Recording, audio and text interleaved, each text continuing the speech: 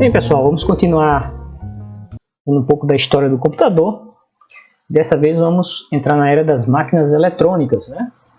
Vimos que houve uma fase das chamadas máquinas mecânicas, que não utilizavam a eletricidade para fazer as computações, mas sim engrenagens mecânicas, rodas dentadas, molas, tensores, enfim, toda aquela...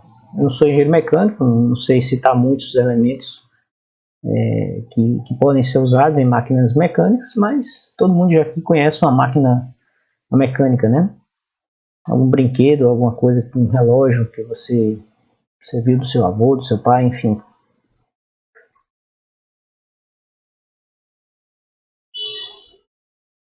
Então, nós saímos da era das máquinas mecânicas e passamos para a era das máquinas eletrônicas. E o que causou tudo isso? A Revolução Industrial. Na Revolução Industrial, o homem descobriu que poderia substituir a força dos animais e a própria força física e construiu máquinas que realizassem esse esforço físico. A máquina a vapor, que consiste simplesmente em usar o vapor produzido por água fervente, né? Para esse vapor ele se movimenta e esse movimento do vapor faz você gerar energia mecânica.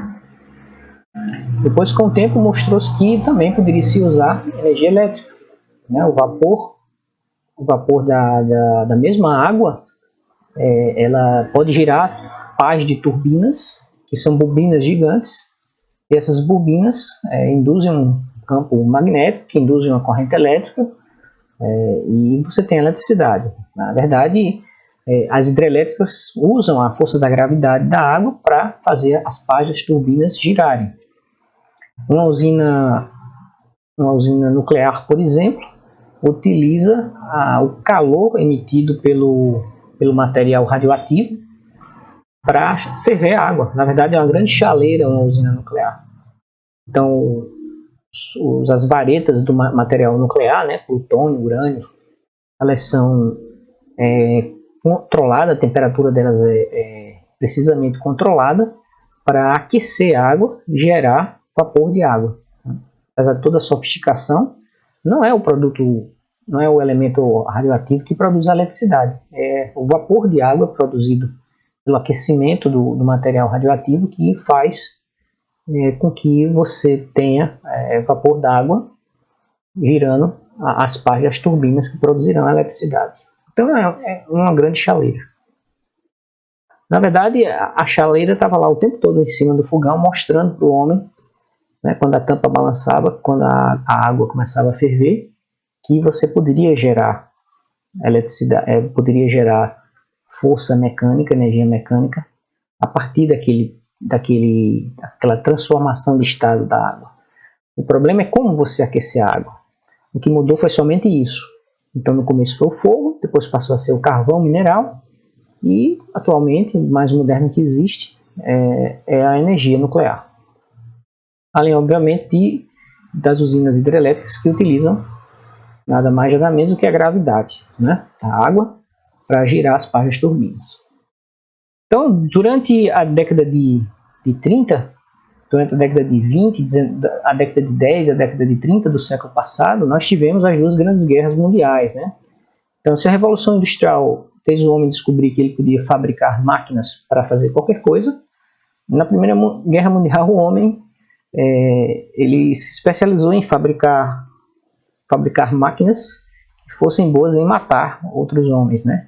Então surgiram os tanques, aviões e tantas outras armas de guerra. E a Segunda Guerra Mundial, esses elementos bélicos eles foram sendo aprimorados. Então você agora tem canhões mais precisos, você vai precisar de cálculo de balística, e para fazer cálculo de balística você vai precisar realizar muitas operações aritméticas para você chegar numa tabela balística para calibrar um canhão. Você vai precisar de cálculos para fazer quebra de códigos secretos que mudam todo dia. O inimigo está mudando lá a palavra-chave que codifica as informações, que criptografa, que gera um embaralhamento das informações, né, que a gente chama de criptografia. E até a classificação de prisioneiros em campo de concentração com a participação inclusive da IBM, que é um escândalo, né, até hoje, foi necessário criar máquinas que realizassem cálculos e computações, realizassem aritmética, coisa que nós não somos muito bons de fazer com o nosso cérebro. Então, de 39 até 49, nós temos aí os computadores eletrônicos programáveis. Finalmente surgiram os computadores. O pioneiro na área de computação foi um alemão, Konrad Zuse. Ele servia ao exército alemão nazista na Segunda Guerra Mundial e era um bom engenheiro. E ele disse num documentário que ele tinha preguiça, ele é engenheiro, então ele gostava de construir pontes, mas o chato de construir uma ponte era realizar todos aqueles cálculos que eram necessários para saber se a ponte era sustentável, né? Fazer os cálculos estruturais da ponte, calcular a quantidade de aço, a quantidade de concreto que era necessário para erguer a ponte, se os pilares sustentariam a ponte, etc. e tal. Então ele disse que era muito preguiçoso e essa parte dele era enfadonha, porque era um processo muito trabalhoso, muito laborioso você estar realizando todos esses cálculos para chegar nos valores corretos para fazer a construção da ponte. Então, por preguiça de fazer esses cálculos, ele disse, eu vou inventar uma máquina que faça esses cálculos para mim. E ele utilizou o sistema binário criado pelo Gottfried Leibniz, que era um sistema que utilizava somente o número 0 e o número 1, e o elemento básico de computação da máquina dele não era mecânico, era eletromecânico, né? Ele usou o relé, que era utilizado nos sistemas de telecomunicações, para fazer a computação básica. Então, o relé seria o elemento mais elementar para realizar um cálculo no computador do Konrad Zuse. Como é que funciona o relé? O relé, na verdade, ele é um interruptor. Então, ele está em um de dois estados. Ou ele está ligado, ele está deixando passar corrente para o próximo elemento no circuito, do qual ele faz parte, ou ele está desligado, né? Então, como um interruptor também. Então é um exemplo, o relé é um exemplo de um interruptor em que você ativa, ele muda ele de estado de desligado para ligado com uma corrente elétrica. A gente muda o estado do interruptor da nossa luz elétrica, que ilumina o seu quarto, a sala, etc., com o dedo, né? A gente vai lá e muda o estado do interruptor de desligado para ligado e a luz acende, e vice-versa para desligar a luz. Então, o elemento que faz o interruptor mudar de estado é um elemento humano, mecânico, é o dedo. Enquanto que no relé, não, é eletricidade. Se você colocar uma determinada eletricidade no relé, ele chaveia, ele muda de estado. Se ele está no estado desligado, ele passa para o estado ligado e vice-versa, tá? Então, ele fica fazendo esse movimento aqui. Então, ele é eletromecânico, porque ainda existe um componente mecânico, que é esse elemento daqui, tá? Se ele está aqui, ele fecha o circuito e a corrente passa por aqui, né? E continua para o circuito seguinte. Se ele vai para cá, a corrente vem por aqui, né? E aqui vai para o terra, vamos supor. Então, esse elemento aqui fica com 0 volt, certo? E aí você liga isso aqui no próximo circuito. Alguém diz, como você faz computação só ligando e desligando interruptores? Sim, você consegue fazer computação ligando e desligando interruptores, porque isso é a base do sistema binário de numeração. Você consegue expressar códigos e números usando o sistema binário, né? Programas e dados usando o sistema binário. A gente vai ver isso mais na frente. Então, o Konrad Zuse, se fosse ser justo, ele seria o inventor do primeiro computador do mundo, mas como ele usou elementos eletromecânicos, como o relé, ele não é considerado o inventor do computador moderno. Ele tinha essa ideia quando ele descobriu a invenção de um componente que fez toda a diferença na computação, que foi a válvula. Então a válvula, na verdade, ela também é um interruptor, ela fica em dois estados, ligado ou desligado, só que esse estado interno que ela mantém, de ligado ou desligado, como se fosse uma lâmpada, veja que ela tem alguns pinos aqui embaixo, né, que alimentam a válvula, para que ela fique no estado ligado ou desligado. Ela, na verdade, você simplesmente faz isso mudando a corrente nos circuitos internos da válvula. Então é totalmente baseado em elétrons.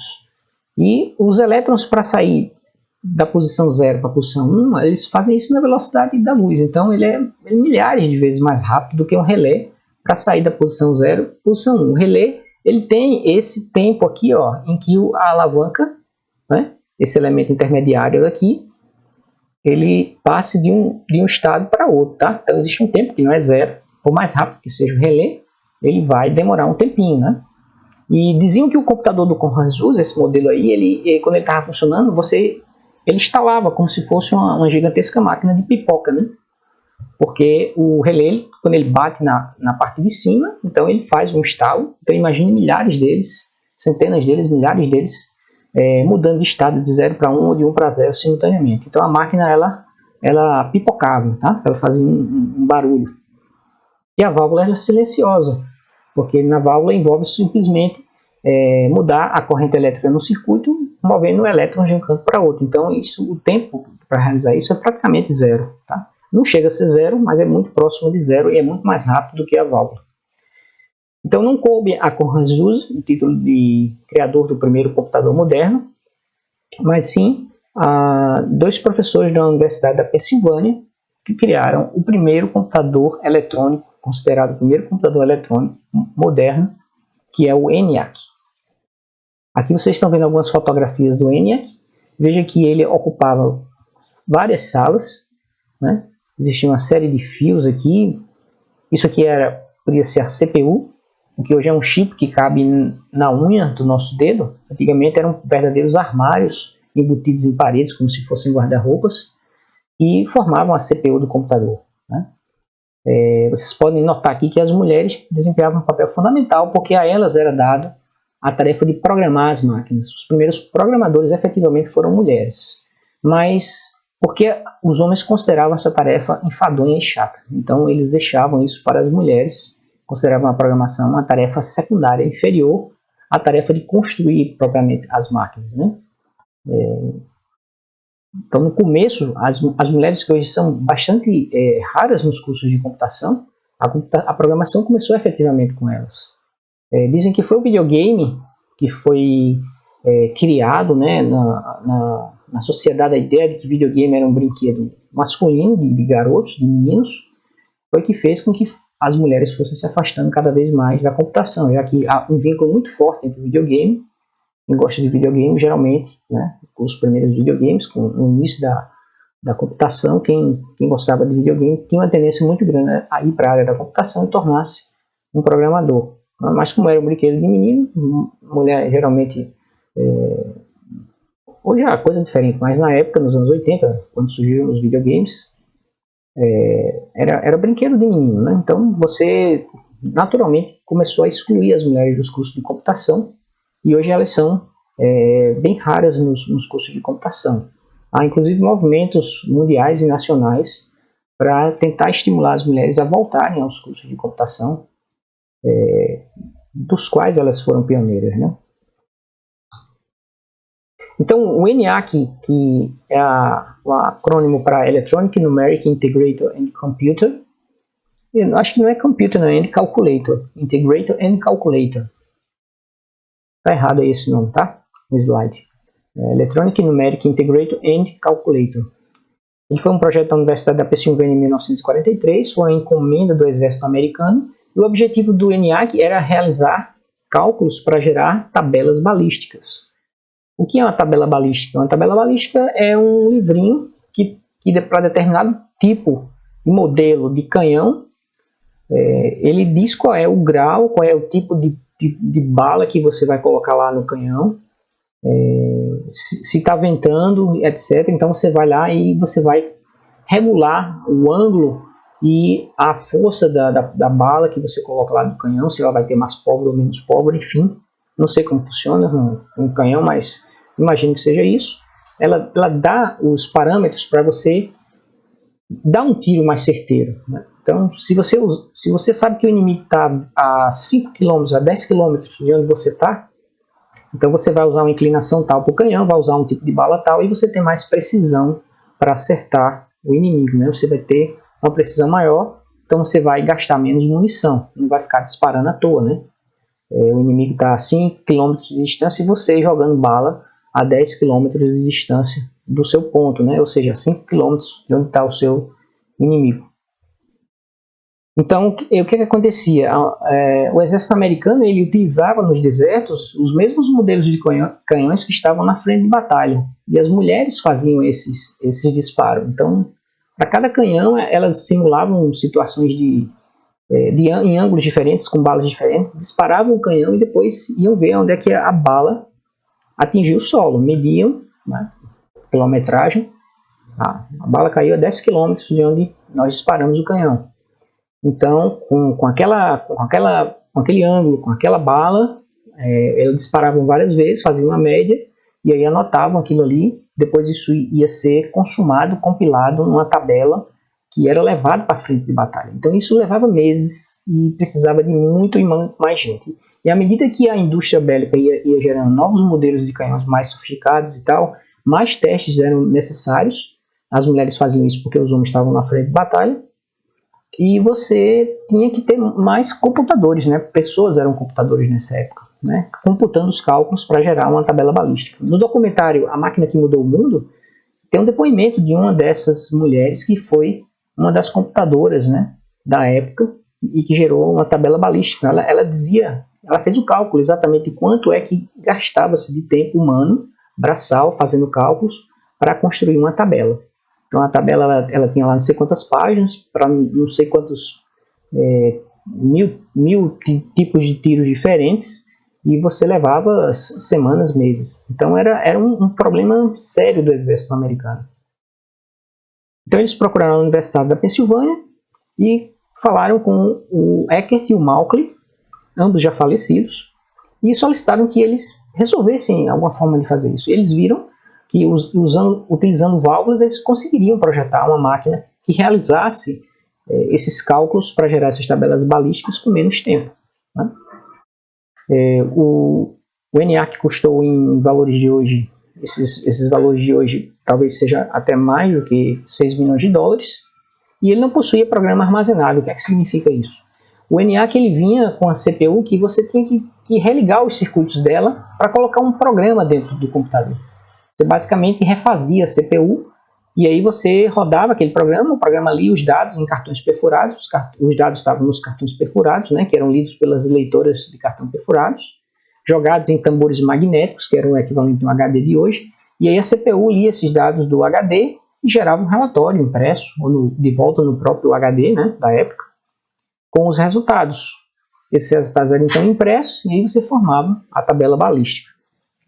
Se você quisesse agora fazer um programa diferente, né, não de balística, mas de outra coisa militar, você tinha que levar aí 2-3 semanas reprogramando a CPU, e aí você perdia aquela programação inicial. O primeiro programa para fazer o cálculo da balística tinha se perdido, aquele canhão. E aí você agora estava fazendo um outro cálculo lá de navegação, de submarino, alguma coisa desse tipo. Então, quando você precisasse de novo do cálculo de balística, você tinha que de novo remontar a CPU, ligar alguns circuitos da CPU, para que ela pudesse calcular novamente aquele programa. Então você perdia muito tempo. Você passava mais tempo programando o computador do que realmente realizando o cálculo. Depois que o programa estava lá, em questão de minutos, ele realizava o cálculo e gerava o resultado, né? Isso aí era fantástico para a época. Mas a programação era um trabalho braçal ainda. O trabalho braçal passou a ser agora a programação. E o tempo todo essas válvulas queimavam, né? 18 mil válvulas nada chegava perto dessa quantidade de válvulas. As válvulas elas eram utilizadas, por exemplo, nos rádios, né? Os rádios que eram utilizados, rádio mesmo, de você sintonizar numa emissora ou rádio militar, a válvula era utilizada para esse tipo de coisa. Então, o ENIAC é considerado o primeiro computador eletrônico. Tá? Ele só ficou pronto depois da guerra e acabou sendo usado para fins universitários, porque a guerra ele chegou tarde demais, a guerra já estava no seu final quando o ENIAC ficou pronto, né? Houve até uma demonstração, a demonstração era simular o disparo de um projétil, e antes que o projétil atingisse o solo, o computador tinha que dizer onde é que ele ia cair, quantos metros de distância ele ia cair. Então as mulheres programaram, né, que participaram do projeto do computador, elas fizeram esse programa, o programa estava com bug, na véspera da apresentação, tudo era ao vivo, né, naquela época na TV, do ENIAC para o público americano, o programa estava com bug, elas foram dormir com bug. O que acontecia? O programa tinha um bug porque o projétil, vocês devem lembrar da física, mas o projétil ele tem uma forma parabólica, né, uma trajetória parabólica, e quando ele atingiu o solo, era para ele parar, porque ali houve um impacto. E o programa tinha um bug que era como se o projétil continuasse perfurando o solo e adentrasse o solo terra dentro. E aí uma das mulheres dormindo, ela sonhou com o programa e lembrou do bug. No outro dia de manhã, ela falou com as colegas dela e consertaram o bug e o programa funcionou sem esse problema, né? Elas já estavam pensando em uma forma de travar o programa de alguma maneira para que o computador não começasse a mostrar números negativos, né? O ideal seria mostrar 0 quando houvesse o impacto do projétil, mas aí o computador iria continuar calculando com o bug e aí os números ficariam negativos, né? Como se a bala estivesse entrando na Terra. Então, para evitar esse tipo de coisa, elas estavam pensando já em travar o programa na hora que ele calculasse o valor 0, mas não foi preciso, porque elas corrigiram o bug. E aí foi um sucesso total. Para o ENIAC ficar mais apresentável, mostrar alguma coisa visual, né, para o público de televisão que gosta de coisas visuais, eles montaram um painel com lâmpadas e colocaram números, pegaram bolinhas de ping-pong, separaram em dois hemisférios as bolinhas de ping-pong, pintaram números nas bolinhas e as bolinhas ficavam acendendo e apagando para mostrar para o público que o computador estava calculando, né? Porque senão ia mostrar simplesmente uma máquina parada lá sem graça nenhuma. Então foi daí que surgiram os painéis luminosos, LEDs, né, associados a computadores, né, que você vê em desenho animado, você via em filmes de Hollywood, etc. Quando mostrava alguma máquina, os cérebros chamavam de cérebros eletrônicos, e mostrava sempre um painel luminoso que era para mostrar que o computador estava trabalhando. Senão era simplesmente um armário, não tem diferença nenhuma do computador para um armário, um guarda-roupa, etc. Na Inglaterra, houve um outro esforço de computação também muito forte que foi produzido de maneira secreta. Criou-se um grupo secreto que foi instalado numa casa chamada Bletchley Park, alguma coisa assim. Minha pronúncia de inglês hoje não está muito boa. Bletchley Park, eu acho que é isso. E contou com a presença do matemático inglês Alan Turing. Alan Turing era um gênio desde a universidade, que ele se destacou como um excelente matemático. E antes da guerra ele escrevia artigos pensando em máquinas que fizessem operações que antigamente eram designadas para seres inteligentes, como a aritmética, por exemplo. Então ele dizia que a aritmética não tinha nada de genial ou de alguma coisa que vinha da alma da pessoa, não. Eram procedimentos que você, se seguisse um roteiro, que hoje a gente chama de programa, você conseguiria também resolver. Não precisava ter um elemento bidimensional como uma folha de papel e um lápis para você resolver a aritmética. Aquilo ali era só um facilitador para o nosso cérebro, para a nossa mente e a nossa mecânica realizar o cálculo. Tá? Uma máquina que calculasse não precisava daquilo. Então ele inventou e publicou um artigo e ele chamou ele da máquina de Turing. Chamou essa máquina, que na verdade é uma especificação matemática, né, da máquina de Turing. E essa máquina ela conseguia fazer qualquer cálculo, qualquer máquina, qualquer computador de hoje em dia faz. Isso antes da Segunda Guerra Mundial, acho que no século X, 1910 ou 1920, por aí, ele escreveu esse artigo seminal extremamente importante. Até hoje, esse artigo é referenciado, né, na área de computabilidade como sendo uma referência para o conceito de procedimento efetivo. Então, Alan Turing inventou essa chamada máquina de Turing, né? Ele depois também inventou o teste de Turing para a inteligência artificial. Então, veja que é um cara que estava muito à frente do seu tempo, pensando em coisas que não existiam, como um computador capaz de ser uma máquina universal em que você pudesse programar e realizar o que você quisesse com ela, fazê-la ter um determinado fim específico que fosse seu, manipulando símbolos, não apenas simplesmente para cálculo. Então ele tinha essa ideia do computador como uma máquina que não fosse somente para cálculo, mas que servisse para qualquer coisa, redação de textos e qualquer outra coisa, jogos, Um jogo de xadrez, por exemplo, você poderia jogar com a máquina. O que se concretizou, né, de fato, ele não chegou a ver, porque ele cometeu suicídio por ter sido condenado por conta da sua homossexualidade.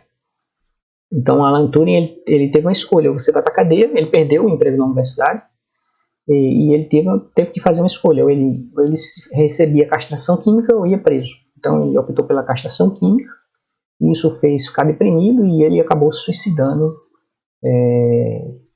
um pouco tempo depois. E qual foi o projeto secreto que o Alan Turing fez? Ele desenvolveu uma máquina que quebrou o código nazista alemão, né? Existe inclusive um filme recente que conta a história do desenvolvimento dessa máquina. O Jogo da Imitação é o nome do filme, e ele mostra como o Alan Turing desenvolveu essa máquina. Então, isso em paralelo com os esforços americanos de construir o ENIAC. Esse projeto secreto em Bletchley Park, ele só foi descoberto só foi revelado pelo Reino Unido em 1970. Ninguém sabia da existência de Alan Turing, ninguém sabia do feito dele. Ele tinha que manter segredo sobre o projeto, sobre ser acusado de traição e morrer, né? Ser fuzilado, sei lá, receber a pena capital. E só depois da morte dele é que se descobriu o gênio que havia sido o Alan Turing. Inclusive, ele foi fichado na época, porque homossexualismo era um crime. Ele foi fichado, apesar de ter recebido a castração química e não ter sido preso, mas ele era um condenado da justiça inglesa. E somente a Rainha Elizabeth II, agora em 2013, se não me engano, foi que concedeu o perdão, retirou de Alan Turing o peso de ser um réu, né, de ser um condenado da justiça britânica.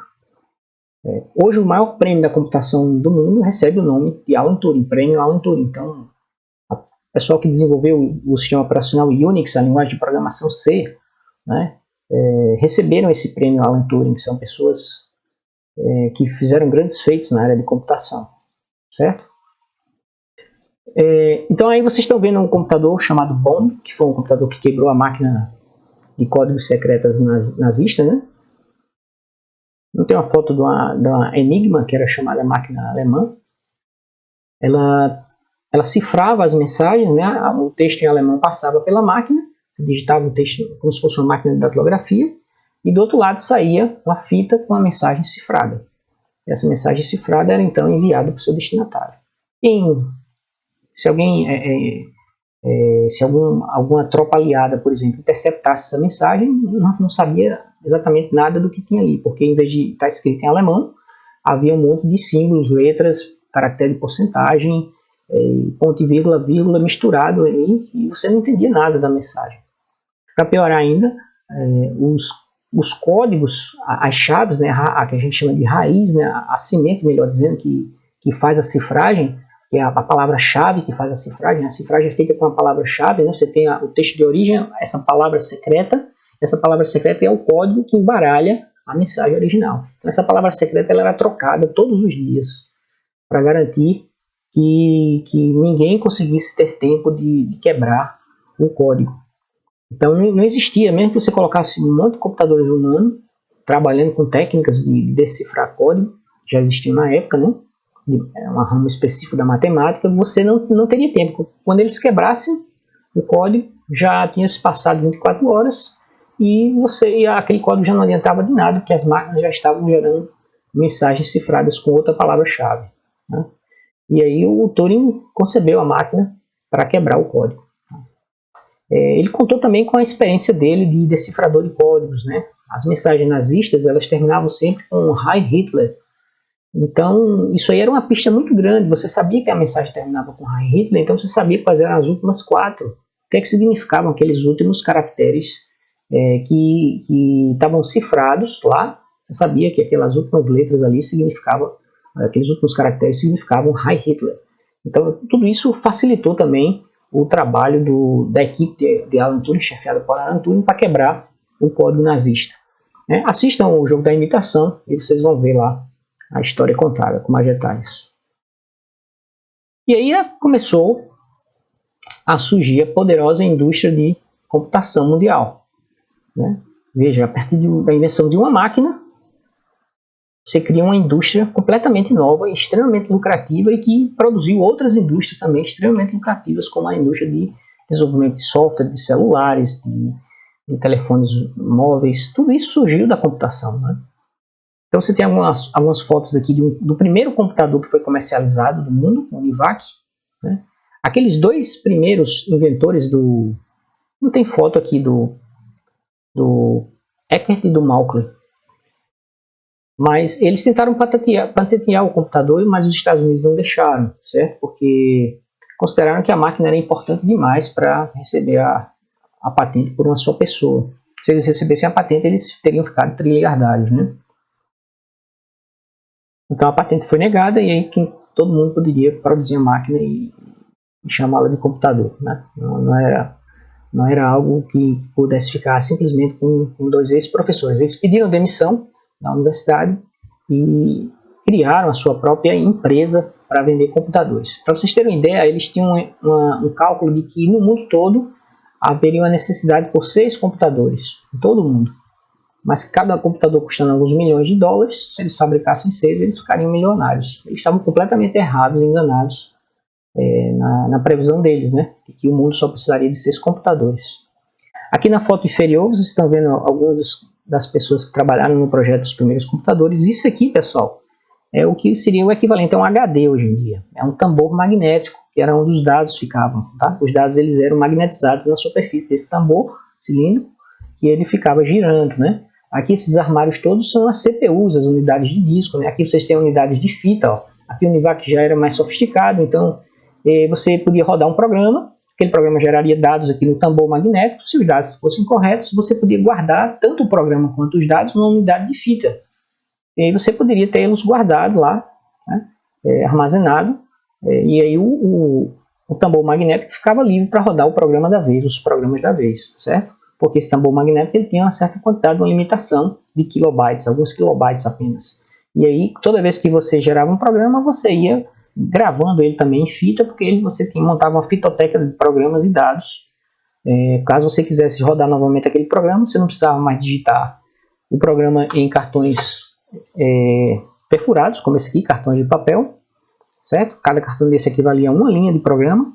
Então, se você declarasse uma variável aqui, x igual a 10, né? Vocês estão vendo, estão vendo Python e algoritmos. Vocês vão ver que Python tem uma expressão chamada de atribuição, um operador chamado de atribuição, que você joga valores para dentro de variáveis. As variáveis são justamente os elementos do problema que você quer resolver, né? São as lacunas, os elementos desconhecidos do seu problema. Então, x igual a 10 é uma linha do seu programa, seria uma linha que ocuparia o espaço de um cartão desse daqui, tá? Então, um programa de 200 linhas, você teria uma pilha de 200 cartões desse, e você teria que entregar lá para que o operador colocasse na leitura de cartões e transferisse aquele código que estava nos cartões para dentro do tambor magnético, né? E aí você poderia eventualmente salvar o seu programa aqui numa unidade de fita para não ter que rodar de novo os cartões, entregar os cartões para ser transformado em código. Então o Univac foi um sucesso comercial incrível, somente grandes empresas podiam comprar computadores, empresas, governos, né, bancos, que custavam milhões de dólares um computador desse. Aqui você já tem um terminal bem parecido, ó, com um computador dos anos 80, né, um teclado aqui, um monitor aqui, as unidades de fita aqui atrás, certo? Aqui eu acho que é um quadro simples mesmo de escrever. E várias unidades de disco aqui atrás, unidades de fita, melhor dizendo. Então, o Univac, que é o acrônimo para Universal Automatic Computer, foi fabricado pela Eckert Mauchly Computer Corporation, né? Que essa empresa depois foi vendida para Hamilton Rand, que era uma fábrica de máquinas de escrever, se não me engano. E depois ela virou a Unisys, que existe até hoje, né? A empresa de computação que fabrica computadores e softwares, chamada Unisys. Então ela utilizava unidades de fita magnética, que era uma inovação para a época, e já possui o conceito de programa armazenado, criado pelo John von Neumann, que nós vamos ver aqui com mais detalhes mais à frente na nossa disciplina. E a ideia do John von Neumann era a seguinte: ora, os programas eles tinham que ser inseridos na CPU, basicamente mudando os circuitos da CPU. Você realmente refazia fisicamente a CPU para que ela se adequasse a um determinado programa, para você inserir o programa, injetar o programa lá dentro da máquina. Então era físico, a tarefa de programar, né? Ligar uns botões, uns fios, tal, mudar uns circuitos, umas chaves, ligar umas chaves, rodar alguns seletores para a esquerda ou para a direita. Você realmente mexia com a parte física da máquina. E depois que você fazia isso, os dados eram colocados num tambor magnético, você rodava um programa, ele lia os dados, né? Lia as instruções que você já inseriu no programa, lia os dados, né? Transformava esses dados em dados computados, e aí esses dados computados podiam ser impressos na impressora ou guardados na unidade de fita. Terminada a tarefa, você tinha agora que refazer o próximo programa, repetindo essa tarefa. Isso demorava semanas. E o John von Neumann, que participou da criação do ENIAC e do UNIVAC também, ele criou a ideia de programa armazenado em memória. Não, por que não usar a memória, que é aquele tambor lá magnético, para guardar também os programas? Em vez de a gente faz uma CPU e vai buscar o programa na memória. A gente não está buscando os dados na memória, vamos buscar o programa também na memória. Assim, quando a leitora de cartões perfurados lê o programa, ela joga esse programa no tambor magnético, que é o equivalente ao HD da época. A memória principal, a RAM da época. E os dados vão estar lá também.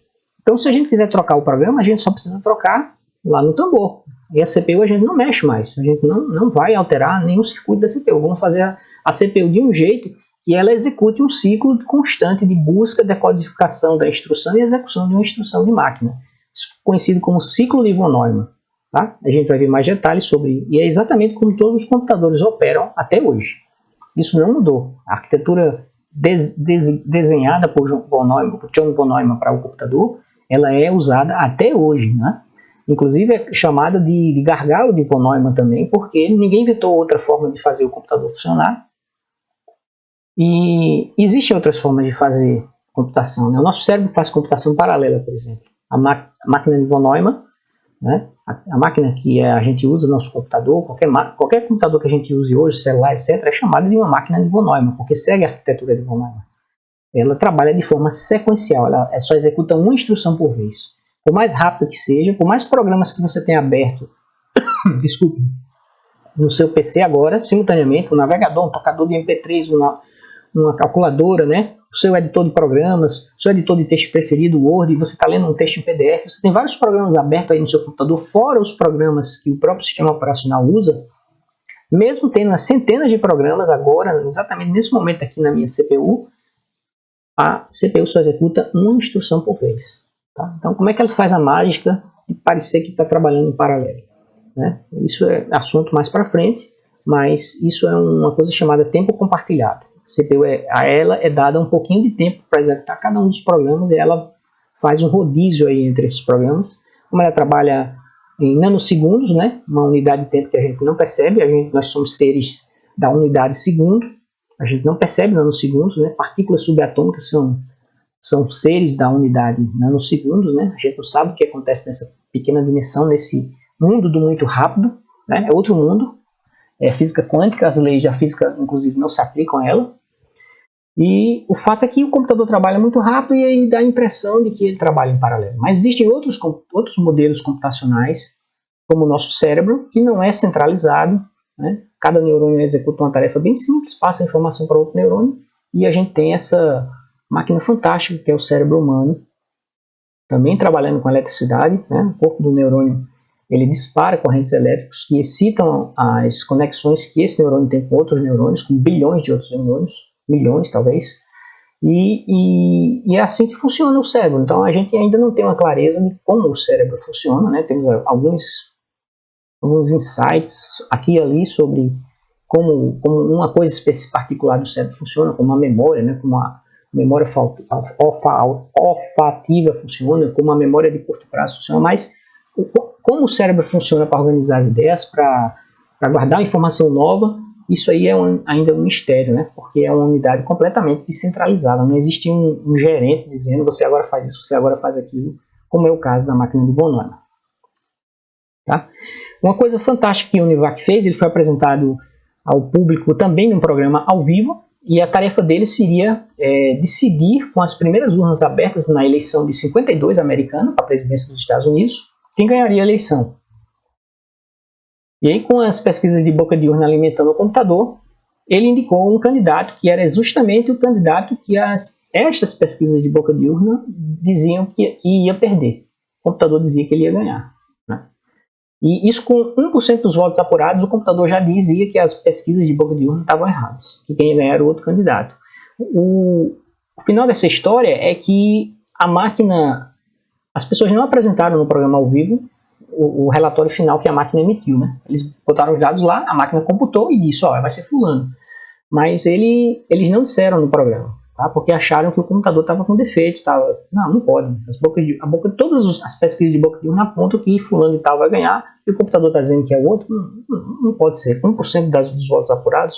Revejam aí, Eckert e Malklin, o seu computador aí e John von Neumann, porque está errado aí. A gente não vai mostrar isso aqui no programa não, que a gente vai dar uma de bobo, né, perante o país inteiro. E aí no dia seguinte, o que é que acontece com a apuração avançando? Mostra-se que o Univac estava certo. Quem ganhou a eleição foi o outro candidato. Não sei exatamente quem foi que disputou a eleição de 52 nos Estados Unidos, pesquisem aí depois.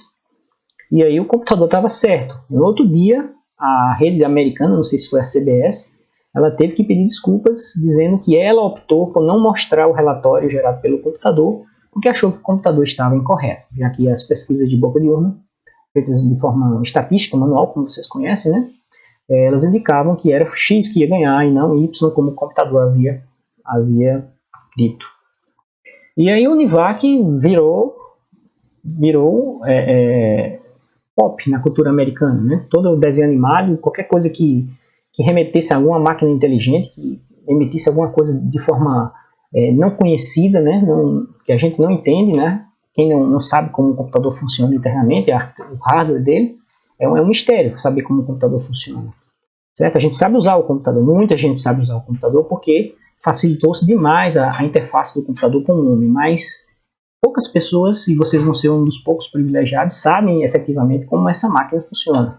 Então, mostra-se um monte de botão, né? alguns controles aqui e tal, e aí você tem aqui o Coyote operando uma máquina chamada Univac, né? Aqui também, ó, essa outra máquina aqui com lâmpadas, fios e tudo mais, conexões com tubos, não tem nada a ver isso aqui, né?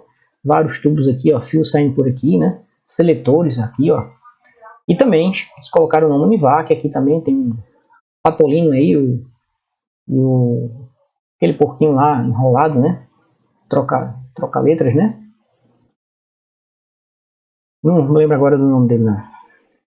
Acho que é Gaguinho, né? O nome dele. E aí vocês podem ver esses frames aqui, desses desenhos animados, nesses links aí do YouTube. Se eles ainda estiverem no ar, vocês vão confirmar que realmente o nome da máquina era Univac. E aí um exercício para vocês. Que tal pesquisarem sobre o EDVAC, outra máquina também que surgiu naquela época? Qual foi a inovação do EDVAC? E o Colossus? Qual foi a sua importância? Quem inventou o Colossus? Quem inventou o EDVAC? Tá? Vocês têm aí a possibilidade de pesquisar na Wikipedia, no YouTube, ou nesse site aí que mostra a timeline da história do computador, né? www.computerhistory.org.timeline. Então vocês podem acompanhar toda a linha do tempo do computador aí e dar uma pesquisada sobre o EDVAC e o Colossus, tá? Então, pessoal, acabou então? O computador foi inventado? Fim de papo? Não, porque esses computadores eles utilizavam na sua base o elemento eletrônico válvula. E aí surgiu a era dos computadores equipados a transistores. O que é um transistor? É uma válvula muito mais avançada. A válvula é de vidro, tinha aquele vácuo ali dentro para poder o calor, né, dos filamentos não derreterem o metal que era usado, o tungstênio que era usado ali dentro, como uma lâmpada, né, de bulbo, que hoje em dia já não se usa mais. E aí inventaram o transistor. Todo mundo disse que a gente pode fazer isso melhor. A gente pode fazer um elemento que faça a mesma coisa que a válvula, mas a gente precisa descobrir. A física diz que é possível. Engraçado, né? A teoria dizia que era possível, mas ninguém sabia qual material usar, como usar esses materiais, mas a física dizia que era possível simular um interruptor, algo que mudasse o estado de 0 para 1, que não precisasse necessariamente daqueles elementos todos da válvula. Você podia fazer isso tudo de uma forma menor, num espaço de unidade menor, E aí surgiu a era dos transistores, né? O transistor foi inventado em 1948, ó, já no começo, final da década de 40, né? E ele só se popularizou realmente como um elemento básico dos computadores em 1960. Então você teve que atravessar toda uma década praticamente, né, 12 anos, para que desde a invenção ele se transformasse em algo popular, né, que pudesse ser industrializado e vendido a um preço barato para equipar os computadores. E de fato foi isso que aconteceu. Os computadores ficaram mais baratos, porque o transistor ele era mais barato, ele durava mais tempo, não quebrava tão fácil, se caísse no chão não quebrava, por exemplo, ele não tinha vidro, não tinha elemento nenhum, simplesmente o maior trabalho foi descobrir elementos químicos que possibilitassem que o que a física dizia que era possível acontecer na prática, certo? E aí essa tarefa coube a 3 cientistas, né? Já nessa época dos transistores surgiram as primeiras linguagens de programação de alto nível, como Fortran, que eu cheguei a trabalhar com Fortran, inventada por John Backus, e COBOL, inventada pela tenente, eu acho que da Marinha, Grace Hopper, né? Outra mulher de importância vital na computação, inventou a linguagem COBOL, que era utilizada para criar sistemas administrativos, como sistema de folha de pagamento, né? Sistemas que precisassem trabalhar com uma grande massa de dados. Ao passo que Fortran era mais voltada para aplicações científicas, você construir programas que fossem voltados para fazer cálculos científicos e tudo mais, né? Então, você não pudesse fazer um programa de folha de pagamento em COBOL, nem um programa científico em COBOL, nem um programa de folha de pagamento em Fortran. Podia, mas Fortran era mais adequada, você escrevia mais fácil um programa científico em Fortran do que em COBOL e vice-versa. Você fazia um programa administrativo, né, que fosse voltado para a folha de pagamento, para essa área mais de financeira, econômica de uma empresa, com COBOL do que com Fortran. Certo? As linguagens começaram a se especializar, né? Vocês começam a ver aí essa especialização da linguagem. Como hoje tem linguagem que é específica, por exemplo, mais fácil de você escrever código para machine learning, né? Para aprendizagem de máquina, para inteligência artificial. Python ganhou um peso muito forte agora, porque as bibliotecas de Python para aprendizagem de máquina são muito boas, são muito eficientes e você consegue produzir muita coisa com os algoritmos de aprendizagem de máquina já todos prontos, embutidos nas bibliotecas de Python. Então vejam a diferença de uma válvula para um transistor. Isso aqui está em escala, certo? Então a válvula é um elemento bem complicado, né, frágil, e o transistor não, bem compacto. Então imagina um computador que era feito com isso aqui, o tamanho que ele ocupava, né? Isso aqui dissipava muito calor, já isso aqui dissipava bem menos calor. Se você colocasse a mão aqui, você podia queimar a sua mão, ou queimar a válvula. Já o transistor não, né? Não, a temperatura que ele se aquecia não era, acho que não era suficiente para você queimar um dedo, talvez alguns transistores sim, não sei. Aí a parte eletrônica já não é minha praia, né? Já chegou no meu limite de baixo nível, no bom sentido, né? Baixo nível no sentido de você e da programação até os elementos que formam o computador, né? Como transistor e válvula. Mas o transistor ele foi inventado nos laboratórios Bell, né?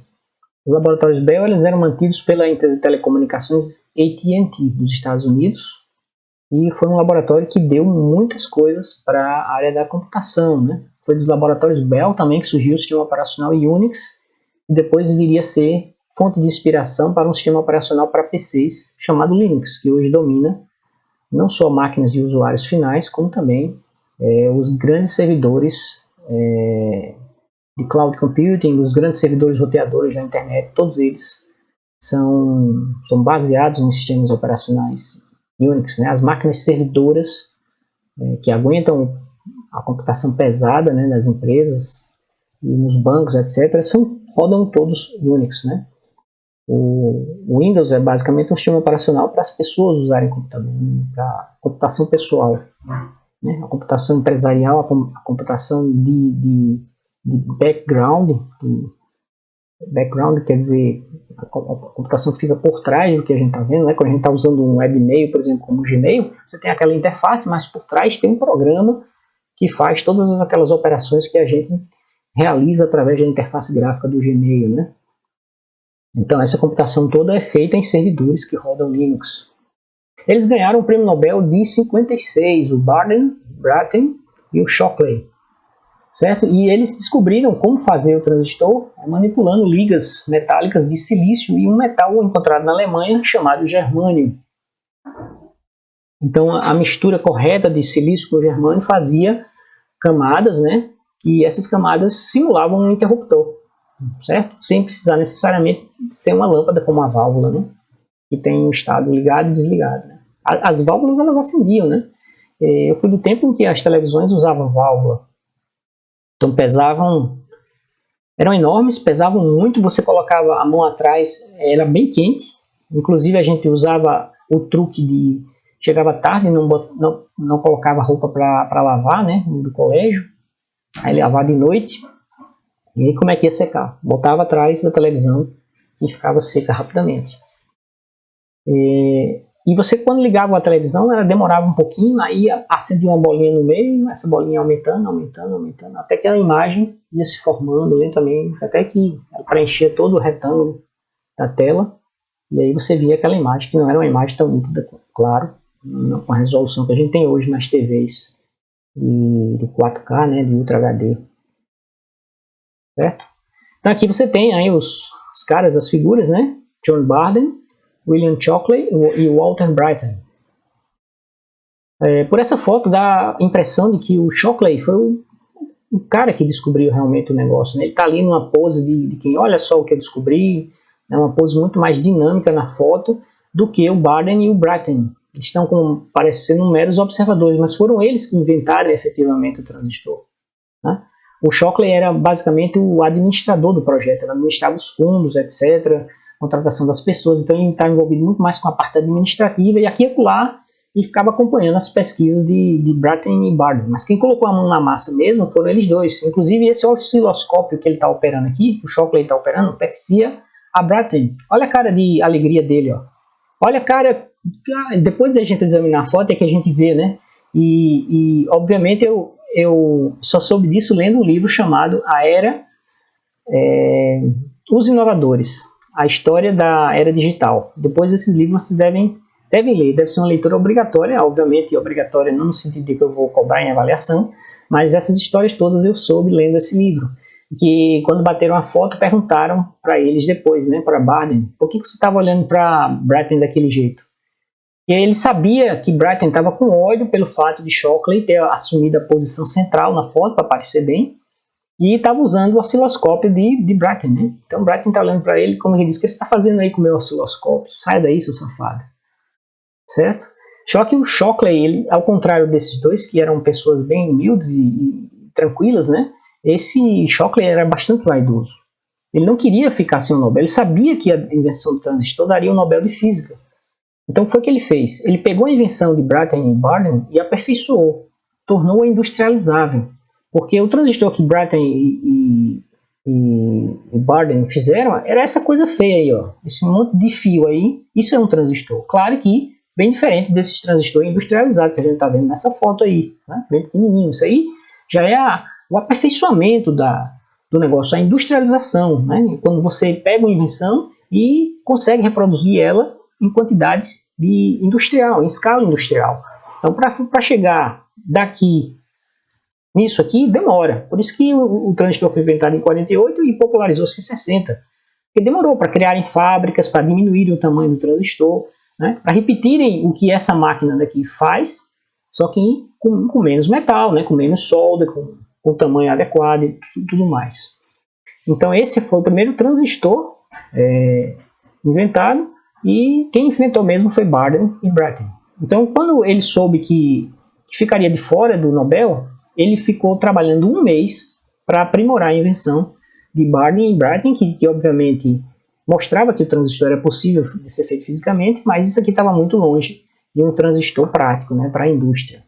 E aí ele mostrou como melhorar o invento de Barden e Brattain, e com isso ele ganhou também o Nobel por conta desse. E ele fez tudo isso em segredo, sem dizer para os outros dois. Enquanto os outros dois compartilhavam tudo com ele, já que ele era o chefe do projeto, inclusive quando descobriram, quando disseram: olha, conseguimos, encontramos as ligas metálicas ideais para colocar em prática o que a física dizia que era possível na teoria, né? O Shockley não falou para eles que estava trabalhando em segredo para aprimorar o transistor.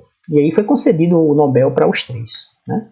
Então, Shockley foi porque trabalhou em segredo durante uns 2 meses, 1 mês e meio, e para aprimorar a invenção dos outros dois, certo? Então, foi creditado aos três o mérito da invenção do transistor. E aí, o que aconteceu com a invenção do transistor? Olha, uma queda no tamanho dos computadores absurda. Olha o tamanho desse computador aqui comparado com aqueles monstrengos que precisavam de uma sala inteira, né, com um piso falso por onde corria todos os cabos conectando esses armários. Vocês não estão vendo fio passando daqui para cá, porque os fios estão todos por baixo do solo, tá? Esse piso aqui é falso. Precisava de uma central de ar-condicionado para manter tudo refrigerado, para as válvulas não esquentarem e derreterem. E agora você já tem um computador que cabe numa sala, né? Numa parte de uma sala, não uma sala inteira, salas inteiras somente para ele. Então começaram a surgir computadores que pequenas e médias empresas poderiam comprar, não apenas grandes corporações como bancos e governos. Aqui vocês têm o PDP-1, que é um computador mítico, né?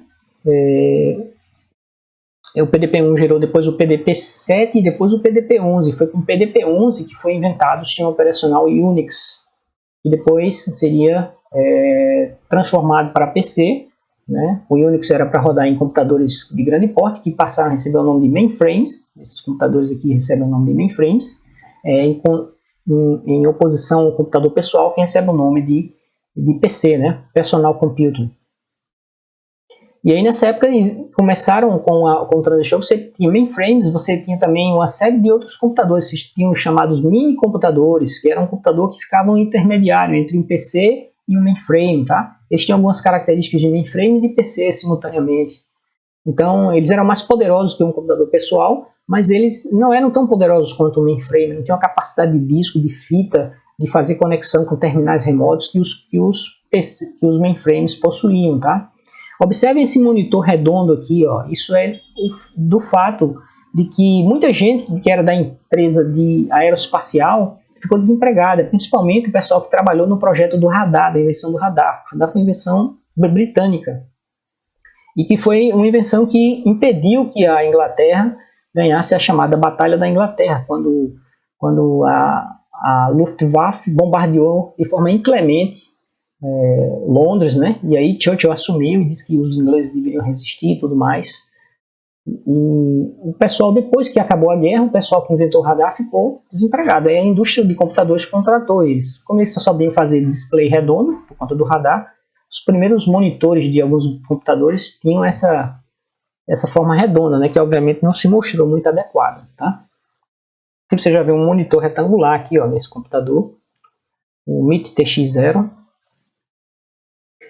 Mas a história da diminuição dos computadores não para por aí. Chegou a era dos circuitos integrados, né? Os circuitos integrados, na verdade, é você pegar um monte de transistor e colocar em uma unidade de espaço ainda menor. É você comprimir transistores, colocar centenas de transistores no lugar que hoje é de um único transistor, tá? Mas esse assunto fica para o próximo vídeo. Até lá!